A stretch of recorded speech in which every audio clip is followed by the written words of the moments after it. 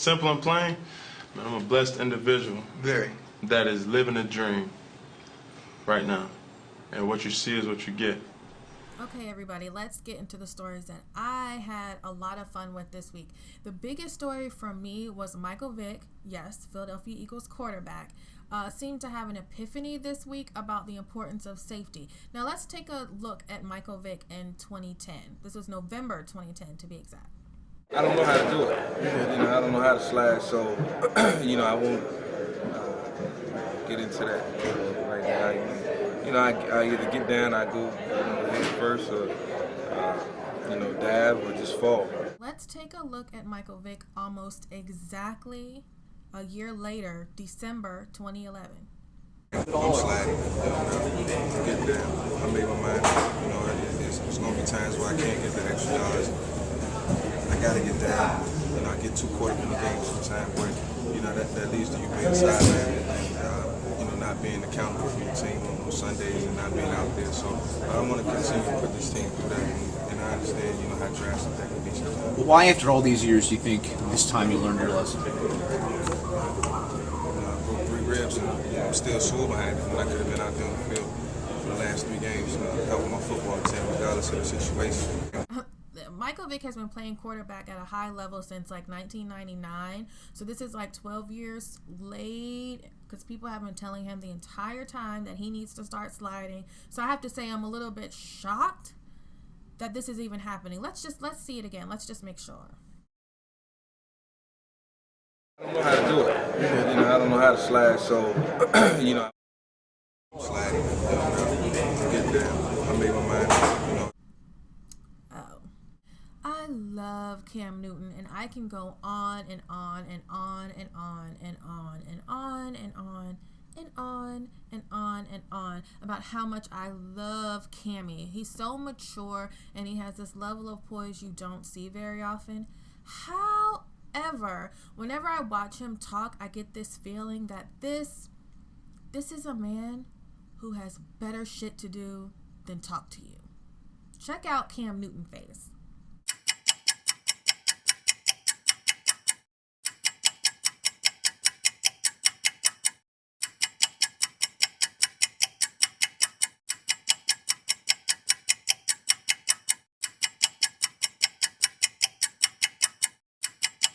I just have to, buy my time and pay my dues. Okay. Thanks. All right. Let me just say something extremely, extremely inappropriate about that poise that I was talking about with Cam Newton. Wait, look at this clip. No matter where I go, you're going to get a particular person that strives to be the best, day in and day out. If Cam Newton was 15 years older, I would grab him by his shoulders, throw him down on the floor, and put my... As you all know, the NBA, just like the NFL, had a lockout this year. The lockout is over, and trades and signings are starting to begin. Now, the Los Angeles Lakers wanted to get rid of Lamar Odom and send him to the Hornets, and Chris Paul was going to go to the Lakers. By now, you know that David Stern blocked that trade, and they're trying to figure out a way to do it. But what you may not have heard is that Lamar Odom did the most pitiful interview ever with ESPN Stephen A. Smith. Let's take a look at it. Here's a snippet. What are you going to feel like? Having to go to New Orleans? Not being in the Laker uniform anymore? I can't even say. I can't say until it happens. You know what I mean? I can't say until it happens. They already know. What do they know? How I feel. You know what I'm saying? What's home? My family is here. You know what I mean? I feel like this is, LA is a part of me.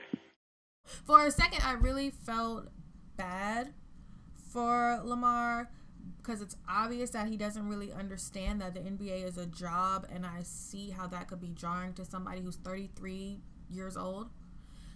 But when Stephen A. Smith asked Lamar Odom what he was going to miss about LA, that's when he lost me.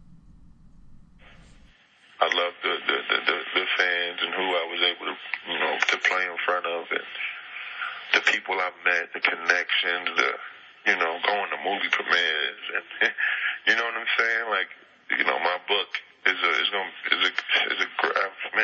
it's been a great ride, it's a great story, be a good movie. So you're crying because Jack Nicholson ain't going to see you play anymore. You're crying because you're not going to be at movie premieres. You're crying because the paparazzi's not going to follow you and your wife around. And you think that this trade is like going to make a good movie. It's not even a blockbuster trade.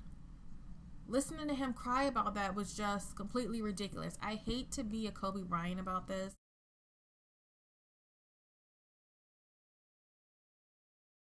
But Lamar Odom is extremely whack for this reaction, and just for that, I hope they trade his ass to Cleveland. Free agency is exciting for everybody except for Philadelphia 76ers fans, and I know this because I am a Philadelphia 76ers fan. So I am going to give you my impression of a Philadelphia 76er fan during free agency. And go. What are the Lakers doing? Wow. So the Hornets. Okay. What about the Rockets? The Mavericks. Wow, that's a good move for them. What about the Knicks? Wow, really? Wow. What did the Sixers do? Oh, we